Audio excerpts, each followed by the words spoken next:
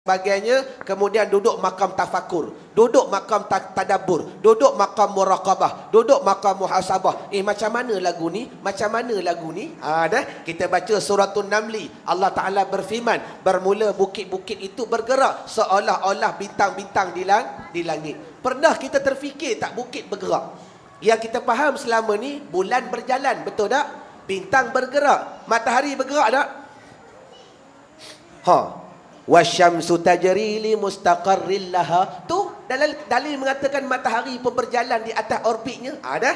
Jadi kalau tak baca Quran dengan memahami, bagaimana kita hendak tafakur? Lagu mana Tuhan kata yang bukit bergerak? Sedangkan daripada aku kecil sampai aku besar tengok bukit tu duk lagu tu. Dah. Sebab itulah tuan-tuan, bagi nak memahami akidah, tauhid dan sebagainya, wajib kita duduk makam tafakur. Banyak mana sekadar lepas fardu ain pun tak apa dah. Maka kata Imam Ghazali, yang perlu dilebihkan, yang perlu diperbanyakkan ialah tak dapat tidak ilmu akhlak dan ilmu tasawuf. Sebab kalau tuan-tuan boleh congak, tuan-tuan buat timetable.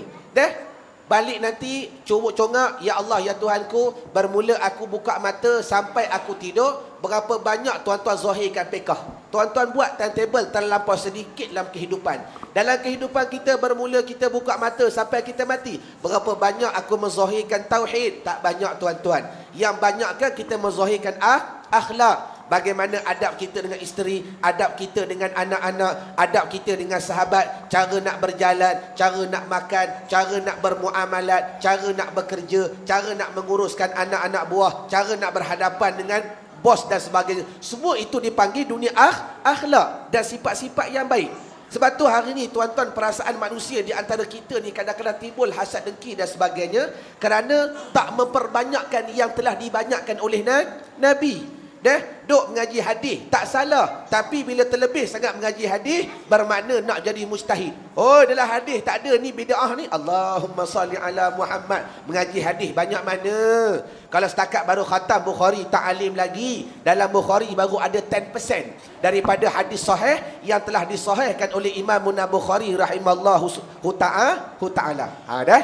Jadi kesimpulannya tuan-tuan, kita rojak balik. Kalau sungguh kita nak mengikut tata cara kehidupan yang mulia sang Nabi SAW, maka perbanyakkan kita mengaji ilmu akhlak, perbanyakkan kita mengaji ilmu tasawuf. Tuan-tuan tanya diri tuan-tuan, berapa banyak kitab tasawuf kita khatam dah? Kalau masih lagi tak khatam, buat pembaharuan, lakukan pembaharuan, cari kekuatan, minta pertolongan, cari ruang. Mudah-mudahan Allah Ta'ala membuka kepada kita, ya aku nak mengikuti akhlak dan sifat Nabi SAW. Itu yang pertama.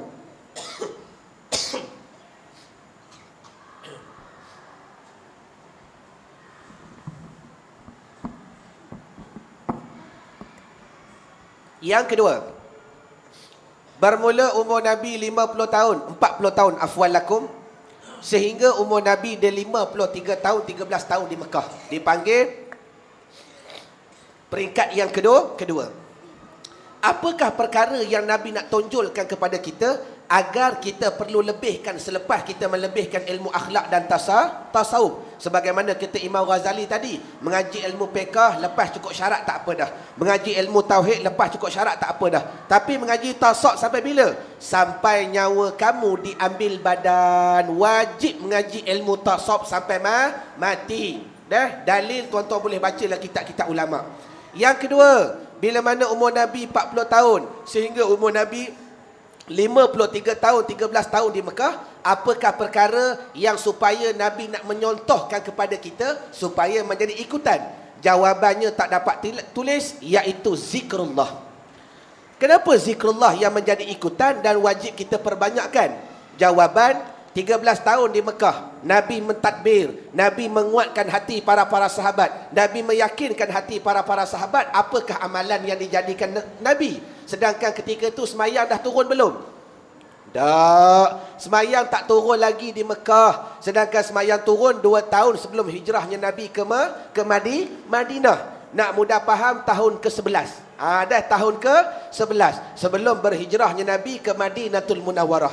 Jadi memberi faham, 11 tahun di Mekah Nabi menjalankan proses yang menguatkan hati para sahabat agar keimanan mereka, ketakwaan mereka begitu hebat. Apa jalannya? Iaitu tak dapat tidak zikrullah. Yang zikir ini tuan-tuan lebih kuat daripada mengaji. Walaupun mengaji penting, tapi zikir lebih penting. Kerana dengan zikrullah yang sempurna, banyak membantu kepada kepahaman, banyak membantu kepada pembukaan, banyak membantu kepada keyakinan, banyak membantu kepada pengamalan. Sebab tu kalau duk mengaji, amalan tak ada, ilmu ada, input ada, tapi input yang tak memberi kesan pada kehidupan. Sebab itulah tuan-tuan tak dapat tidak, kita nilai balik kehidupan kita. Berapa banyak kita menghidupkan zikrullah. Kalau di surau ni hamba dah ulang banyak kali dah. Kalau imam tak berzikir la ilaha illallah lepas daripada maghrib dan subuh, buat surat layang. Buat surat layang masuk dekat peti bok dia. Ustaz, lama dah tak berzikir la ilaha illallah ni. Nanti Ustaz Irwan datang, dengar tak berzikir, takut dia merajuk pula tak si datang dah. Allahumma salli ala Muhammad. Contoh, bukan was ni orang tempat lain. Jadi tak dapat tidak, tuan-tuan kena kuatkan semangat. Tak kira lah majlis besar ke, majlis kecil ke, jangan fikir, oh bukan tak nak berzikir Ustaz, nak bagi masa lebih sikit. Tak tuan-tuan, masa itu kita serah kepada Allah Subhanahu wa ta'ala. Kerana yang mengatur masa itu Allah. Kalau kita mengaji riwayat berkenaan Sayyidina Abu Bakar yang terlewat daripada Nabi, yang bila mana asal Nabi rokok, Nabi iktidal, Nabi baca Allahu Akbar juga. Cuma satu hari bila mana Abu Bakar dia lewat sedikit, nak potong Allah depan tu orang tua. Ini akhlak yang Abu Bakar ikut kepada Nabi. Hari ni kalau kita sampai traffic light, oh ustaz, brum. Dah. Jom. Ajak belum ber. Allahumma salli ala.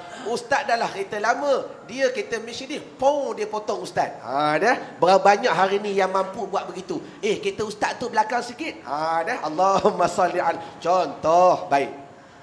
Jadi memberi faham, Abu Bakar bila sampai di simpang 3, maka tengok laki-laki tua membelok ke kiri, sedangkan masjid di sebelah kanan. Walhal ala kulli hal, rupa-rupanya dia tu Yahudi. Maka bila Abu Bakar sampai ke sana, tengok Nabi masih lagi rokok, maka dia rokok, dia takbir dan rokok. Alhamdulillah aku dapat rokok bersama Nabi SAW. Turun wahyu, ya Muhammad, khabarkan kepadanya, aku dengar dia puji aku, sami Allahu liman hamidah. Kalau tuan-tuan buka kitab, setengah ulama sufi mensyarahkan, hakikatnya Nabi rokok tu begitu lama. Hakikat Nabi rokok begitu lama kerana masa diberhentikan oleh Allah Subhanahu wa ta'ala.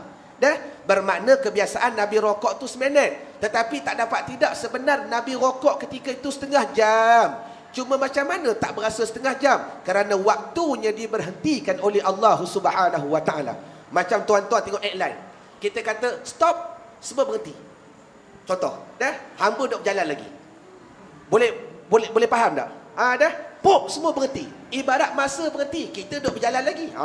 Tengok sorang-sorang, mana yang muka comel, mana yang muka huduh, mana yang pakai serban, mana yang tidak. Contoh. Begitu juga yang berlaku di zaman Nabi SAW. Bermakna hakikat masa ni tuan-tuan kita boleh serah kepada Allah. Yang penting kita menjalankan suruhan, perbanyakkan zikrullah. Jangan berzikir, mengaji lebih banyak daripada zikrullah. Sedangkan Nabi dah menontonkan kepada kita. Kalau setakat Tuhan nak turunkan semayang, bermula Muhammad menjadi Nabi, Allah Ta'ala boleh turunkan semayang tak?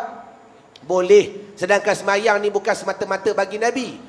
Bukan bagi Nabi Muhammad. Para Nabi dulu semua semayang dah. Para malaikat semua semayang dah. Sebab tu semayang bagi umat Muhammad dihimpunkan semayang para Nabi dan semayang para Rasul. Bermakna akal memberi faham.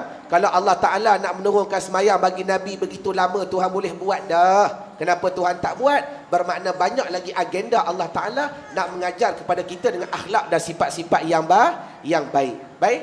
Jadi kesimpulannya begitulah. Perkara yang kedua yang perlu kita perbanyakkan ialah berzikir.